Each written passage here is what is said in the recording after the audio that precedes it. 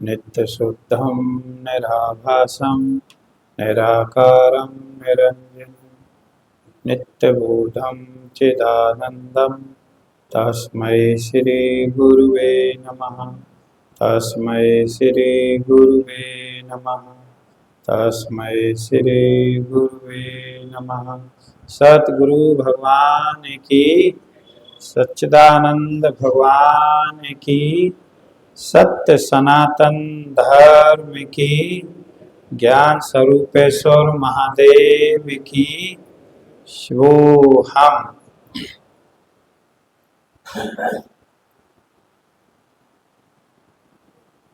संतों का हमेशा से ध्येय रहा, चाहे वर्तमान में हो, चाहे पूर्व में जो संत महापुरुष हो गए हों, और चाहे आगे हों, जीवों का कल्याण कैसे हो।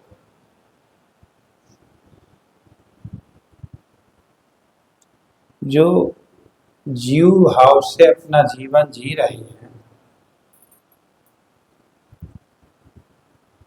पाप और पुण्य के अभिमान से युक्त, जन्म और मृत्यु की भ्रांति से युक्त, जो संसार में अपना जीवन जी रहे हैं, वो इसके बाहर कैसे निकले, क्योंकि बहुत बड़ा गहरा है।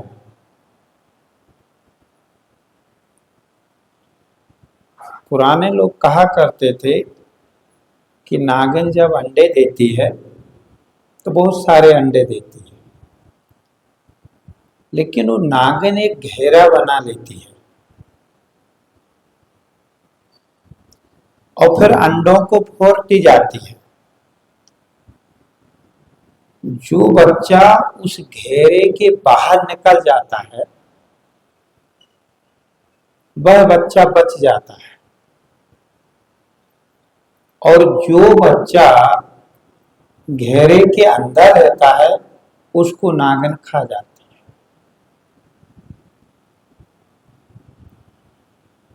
ऐसे ही माया रूपी नागिन ने एक घेरा बना रखा है,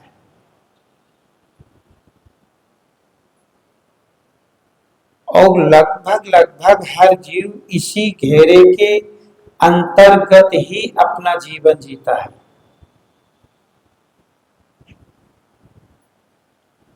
वो घेरे के बाहर नहीं निकल पा रहा। अब कोई एक विवेकशील, जिसको सतगुरु मिल गए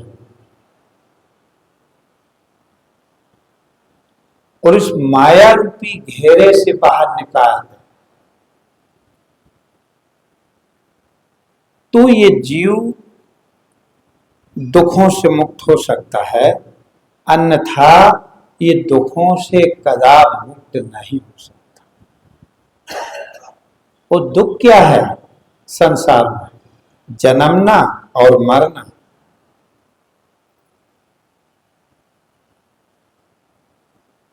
जब से ये जीव अपने आत्म स्वरूप को भूला है, भगवान श्री कृष्ण कह रहे हैं इसको कहीं विश्राम नहीं है। देही को भूल गया, देह स्वरूप हो गया। देही कहिए जो आत्मा, उसको भूल गया। वो देह कहिए जो स्थूल सूक्ष्म शरीर, इसमें इसका अहम हो गया। कर्तापना और भोक्तापना, ये अभिमान युक्त ये जीवन जी रहा है। अब निकले कैसे? ऐसा नहीं कि दुखों से छूटने का कोई उपाय ना करता हो। पूरी जिंदगी भर हर जीव वह उपाय करता रहता है जिससे हमारे दुख निवृत्त। हमें बताओ कौन ऐसा जीव है जो दुख की निवृत्ति के लिए उपाय ना करता हो, पूरे जीवन भर करता रहता, लेकिन फिर भी दुख निवृत्त नहीं होते। आप देखें, जन्म के बाद जीवन जीना, समझदारी आती है तो वो वही उपाय करना चाहता जिससे उसके जीवन में किसी तरह का कोई कष्ट ना रहे, और प्रयत्न करता, लेकिन फिर भी ये कष्ट निवृत्त नहीं होते। कष्ट जहां के तहां रहते हैं, दुख जहां के तहां रहते हैं। उसका कारण है कि जो ये दुख निवृत्ति के उपाय है, वो उपाय तो ये कर ही नहीं रहा।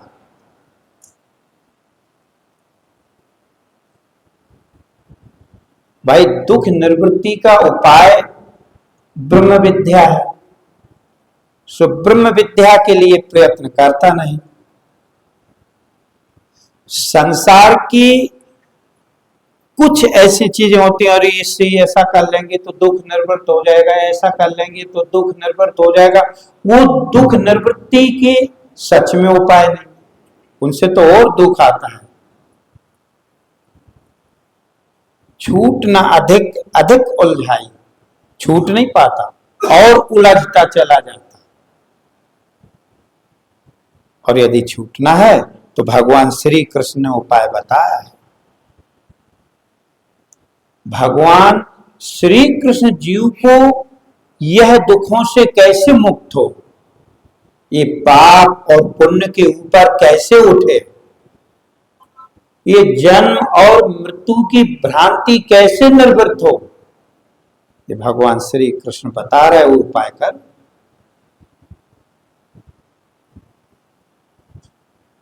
भगवान श्री कृष्ण तो स्पष्ट कह रहे हैं, देहि नित्यम आपद देहे सर्वस्व भारा। हे अर्जुन, जो देही है ये नित्य है। आबाद यानी इसका बाध माने अभाव नहीं, नाश नहीं होता।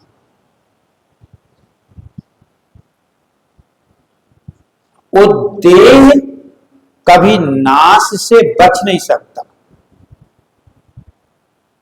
अब देही को जान, इसी देह में उस देही को देखना है, इसी देह में उस अविनाशी को देखना है, विनाश रूप देह में अविनाशी को देखना है। अब देख, जिनने देखा वो दुखों से पार हो गए, वो पाप पुण्य से पार हो गए, वो जन्म मृत्यु की भ्रांति से पार हो गए। वो जिन्होंने इस देह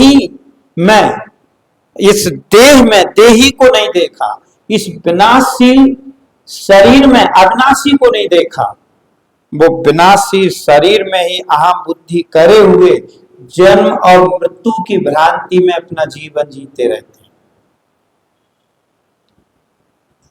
हम मानते हैं हर जीव मात्र दुखों से मुक्त होना चाहता है। कोई नहीं चाहता है कि मेरे जीवन में किसी तरह का दुख हो, कोई भी किसी भी तरह का नहीं चाहता। लेकिन आत्मा सुख स्वरूप है, पर जो शीत उष्ण जो दुख है ना, भगवान कह रहा है ये पर्याय है, इनको तुम सहन कर। मात्रा स्पर्शास्तु, तू कौन थे, शब्द स्पर्श रूप रस आदि, ये मात्राओं के द्वारा इनको तुम सहन कर। इसीलिए यदि आप विचार करके देखेंगे तो गुरु भगवान ने जो आपको उपदेश दिया है वो वही उपदेश दिया है जो भगवान श्री कृष्ण ने अर्जुन को दिया, या जो भगवान नारायण ने ब्रह्मा जी को दिया, या फिर भगवान राम ने जो अपने भाई लक्ष्मण को दिया। देखो, राम जी ने तारा को दिया ज्ञान, तारा बिकर देख रघुराया, दीन ज्ञान हर लीनी माया। माया का हरण किससे होगा? ज्ञान से। ज्ञान से ही माया की निवृत्ति होगी। और माया है क्या? माया कोई हुआ नहीं है। माया नाम कहत मुनि उसका, परमारथ से रूप न जिसका। अरे माया का मतलब होता है कि जैसी वस्तु है ना वैसा ना देखना, और जैसी वस्तु नहीं है वैसा देखना। जैसे मान ली जाए कि शेर अपने को शेर ना देख के वो अपने को भेड़ देख रहा, बस यही माया है। ऐसे ही आप सच्चिदानंद हो, आप उत्पत्ति नाश से रहित हो। देही नित्यम, आप बद्ध हो।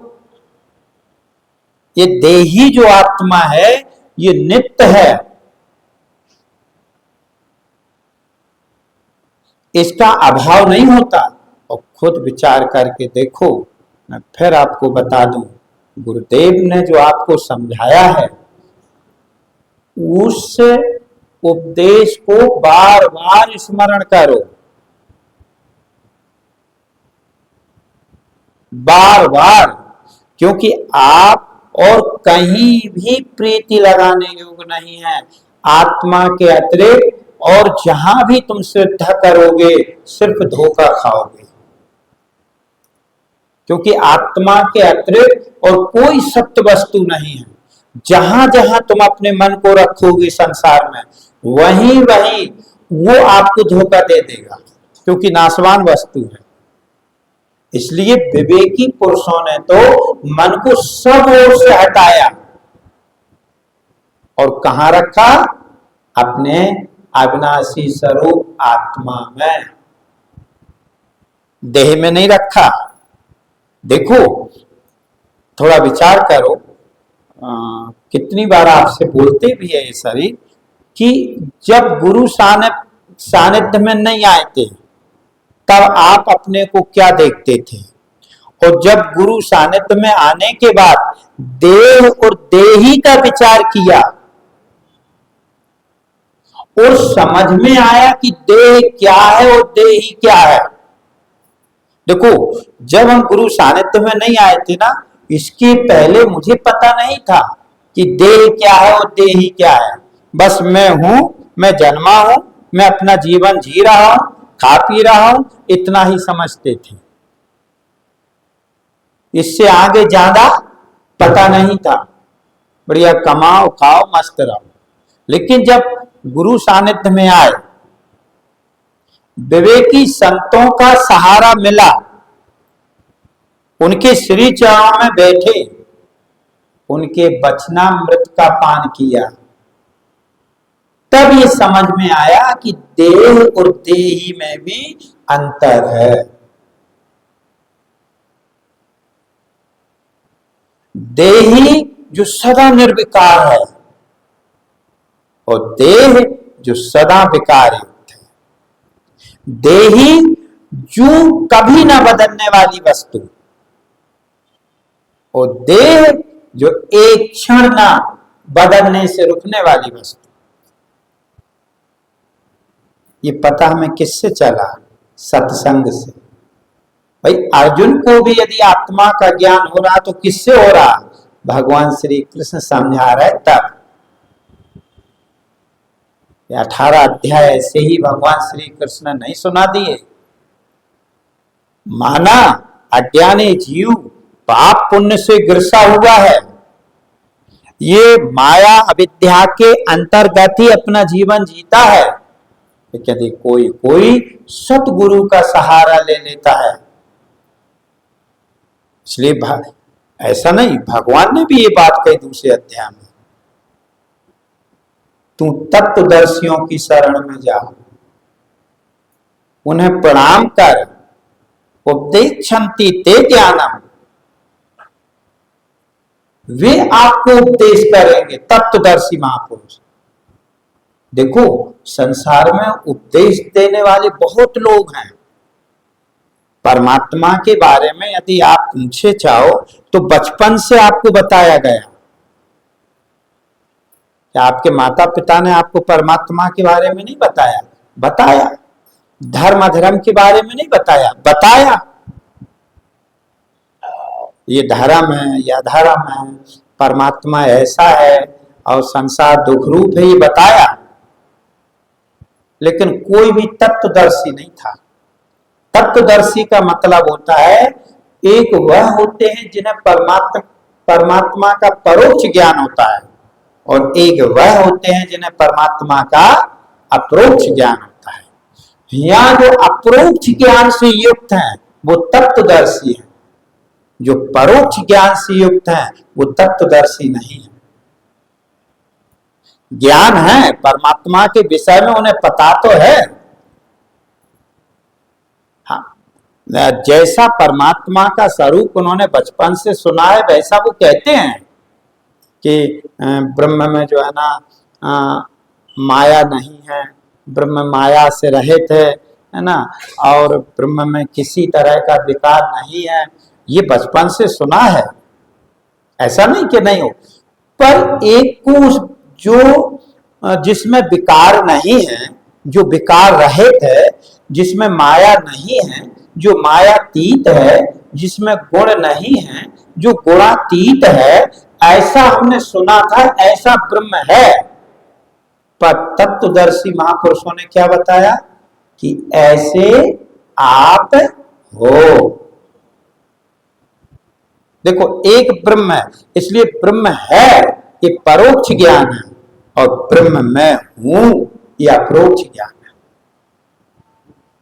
पर जब संतों ने ये कहा कि ब्रह्म मैं हूं, वहां बिल्कुल गुणातीत साक्षी चेतन को ही ब्रह्म कहा। इसीलिए सत्संग किया तब पता चला कि देह और देही में क्या अंतर है। सत्संग किया तब पता चला कि नहीं, मैं देह रूप नहीं हूं, मैं देही रूप हूं। मैं विश्व तेजस प्राग जो देह के साथ में तादात्म्य किए हैं, ऐसा जीव भाव मैं नहीं हूं, किंतु मैं हूं जो प्रपंचो उपसमा, जो प्रपंच से उपसम है, न्यारा है, अलग है, प्रपंच वाला नहीं है। ऐसा जो अविनाशी चेतन, वो मैं हूं, वो मैं हूं। और खुद देख लो, विचार करके देखो, जड़ और चेतन की परिभाषा भी जब हम सत्संग में आए तब पता चला, इसके पहले पता नहीं था। हम जड़ को ही चेतन माने थे और चेतन का बोध नहीं था। भाई जड़ देह है और हम इसी जड़ देह को ही चेतन देखते थे, वृक्ष आदि को जड़ देखते थे। जब गुरु सानिध्य में आए तो पता चला कि जिसको हम चेतन कह रहे हैं वो तो जड़ है।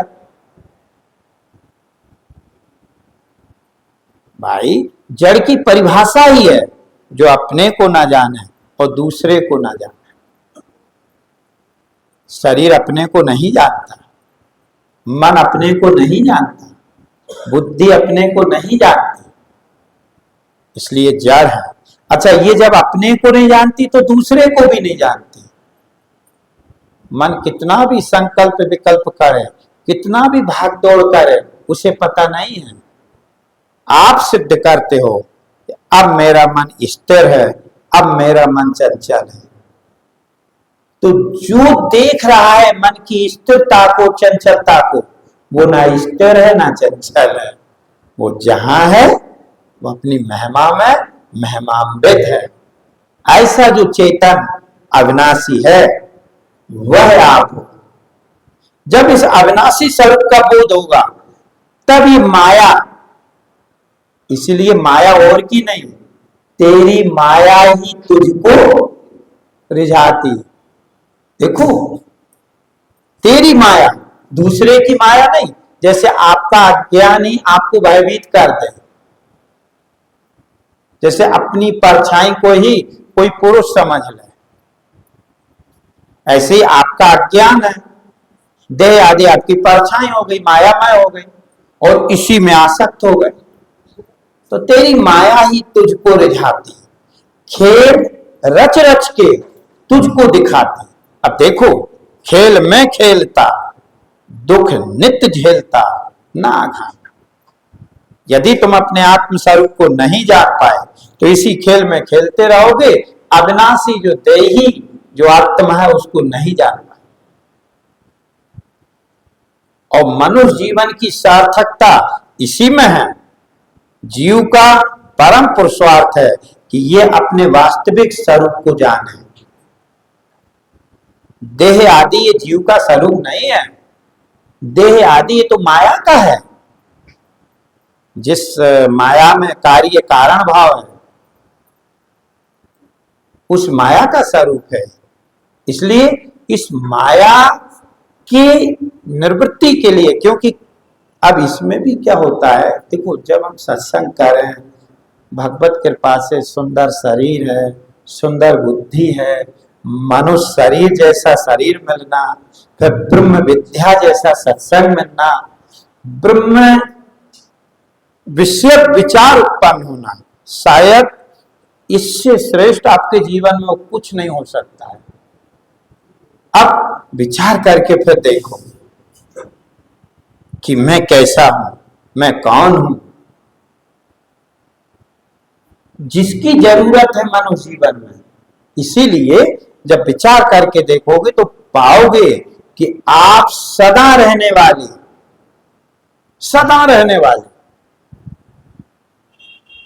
आत्मा हो। जो जन्म और मृत्यु वाला देह है ये नहीं, जो पाप और पुण्य वाला जो सूक्ष्म शरीर है ये आप नहीं। इसीलिए तो अन्वय वितरेकाभ्याम भगवान नारायण कह रहे हैं कि हे ब्रह्मा जी, अन्वय और वितरेक की प्रक्रिया से ये समझ लेना चाहिए कि ये आत्मा उत्पत्ति नाश से रहित है। अब ये जो अविद्या की जिससे निवृत्ति हो वो अन्वय वितरेक करना है, या यूं कह लो आप कि सत और असत का निर्णय करना। अन्वय का मतलब होता है जो सदा रहने वाली वस्तु है उसको अन्वय कहते हैं, और जो कदी हो कदी ना हो उसको वितरेक कहते हैं। जैसे अवस्थाएं हैं ये वितरेक है, क्योंकि अवस्थाएं बदलती जाएंगी, जागृत फिर स्वप्न फिर सुषुप्ति फिर मूर्छा समाधि, वो बदल ही रही ना। पर आप चेतन जागृत में भी, स्वप्न में भी, सुषुप्ति में भी आप नहीं बदलना। एक अवस्था का दूसरी अवस्था में वितरेक अभाव हो जाता। वितरेक माने अभाव हो जाना। जैसे मान लीजिए कि अभी जागृत अवस्था है तो स्वप्न और सुषुप्ति का वितरेक है, अभाव है। जब स्वप्न अवस्था होगी तो जागृत और सुषुप्ति का वितरेक हो जाएगा, जब सुषुप्ति अवस्था होगी तो जागृत और स्वप्न का वितरेक हो जाएगा। एक अवस्था में दो अवस्थाओं का वितरेक हो जाता। पर वही आप फिर अपने को देखो, आप किस अवस्था में नहीं, आप जागृत में हो, आप स्वप्न में हो, आप सुषुप्ति में हो, आप मूर्छा में हो, आप समाधि में हो। आपका हर अवस्था में अन्वय है, और अवस्थाओं का एक अवस्था का दूसरी अवस्था में वितरेक है। ऐसे जो विवेक विचार के द्वारा निर्णय करके और अपनी निर्लिप्तता की अनुभूति कर लेता है, अपनी असंगता की अनुभूति कर लेता है, वो मनुष्य श्रेष्ठ है। और देखा जाए तो उन्होंने ही मनुष्य जीवन की सफलता प्राप्त भी की है, जिन्होंने अपने अविनाशी स्वरूप परमात्मा को जाना है। हालांकि हमारे तिवारी जी कई बार ज्ञान से सहमत नहीं होते, बड़े विलक्षण है, इन्होंने गीता पे वो भी लिखा है, पर आना ही पड़ेगा, क्योंकि भगवान स्पष्ट कह रहे हैं कि ऋते ज्ञाना न मुक्ति। कर्मयोग भगवान ने कहा है, योग भी भगवान ने कहा है, इनमें भी बड़ा अंतर है। गीता को समझना इतना आसान नहीं है। गीता सुगीता कोई साधारण ग्रंथ नहीं है वो, क्योंकि वहां कर्मयोग, योग और ज्ञान, क्योंकि जो योग है वो ज्ञान शब्द से सांख्य योग, योगी ना, तो सांख्य योग को ज्ञान के द्वारा कहा कर्मयोग। सो कर्मयोग में भी इनमें भी अंतर है, लेकिन फिर भी भगवान श्री कृष्ण ने जिसकी महिमा का गान किया है वो ज्ञान है। भगवान ने खुद कहा है कि हे अर्जुन, यदि कोई चाहता है तो ऋते ज्ञाना ना मुक्ति, ये औषधि है। असाध रोग किम यह संसार, मैं देह हूं, मैं जन्मा हूं, मैं मर जाऊंगा, मैं पापी हूं, मैं पुण्य हूं। अज्ञान के कारण जो स्थूल सूक्ष्म शरीरों के साथ में जो अहम होता है, यही असाध्य रोग है। असाध्य रोग किम यह संसार है, ये शरीरों के साथ में जो तादात्म्य होता है, यह असाध्य रोग है। औषधता अनूप विचारा, इसकी औषधि है। अनूप विचार माने आत्मविचार, जैसे भगवान कह रहे ऋते ज्ञाना ना मुक्ति। भगवान कह रहे तेसाम नित्य युक्ता, यदि मुझसे कोई नित्य युक्त है तो वो ज्ञानी है, जो मुझे अपने से अलग नहीं देखता, जिससे मैं कभी अलग नहीं होता, वो मेरा ज्ञानी भक्त है। मेरे 4 प्रकार के भक्त हैं, पर इसमें ज्ञानी जैसा मुझे देखता है वैसा कोई और भक्त नहीं देख पाता। क्यों? ज्ञानी अपने को अविनाशी स्वरूप देखता है, देह स्वरूप नहीं देखता। बाकी सब कहीं ना कहीं अपने जीव भाव को लेकर देखते हैं। इसलिए ये जो देही और देह जो अलग अलग करके देखना, फिर देह के साथ में संबंध ना जोड़ के देही जो आत्मा है उसको मैं रूप से देखना। देखो, पहले अलग अलग देखना देह और देही को, देह शरीर, देही आत्मा, पहले इन्हें अलग अलग देखना।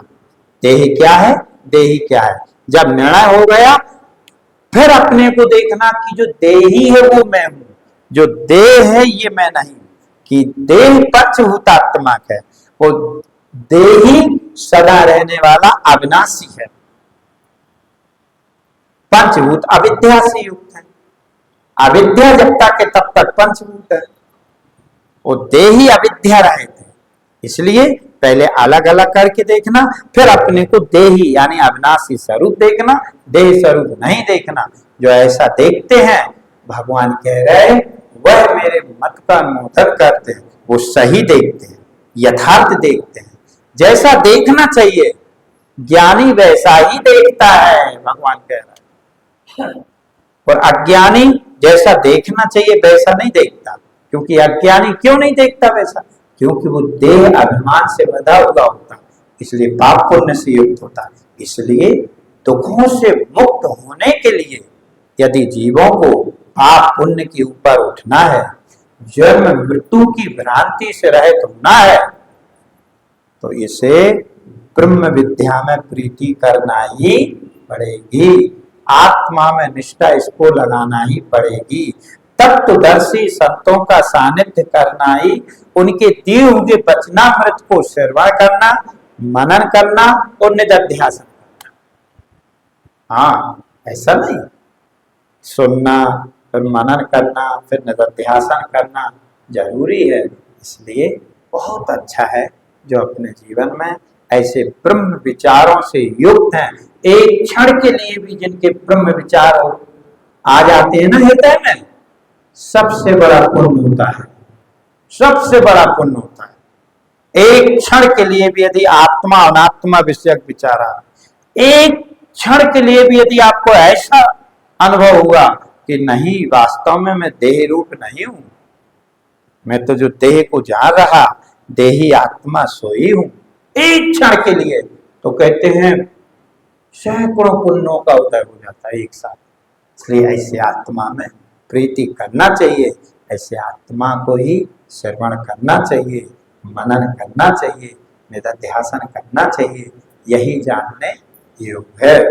बोलिए सच्चिदानंद भगवान की, सतगुरु भगवान की, सत्य सनातन धर्म की, ज्ञान स्वरूपेश्वर महादेव की।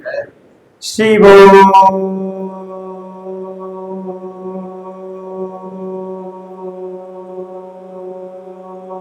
हम, शिवो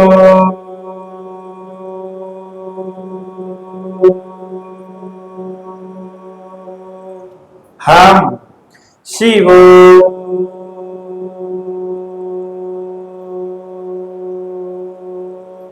हम। सतगुरु भगवान की जय।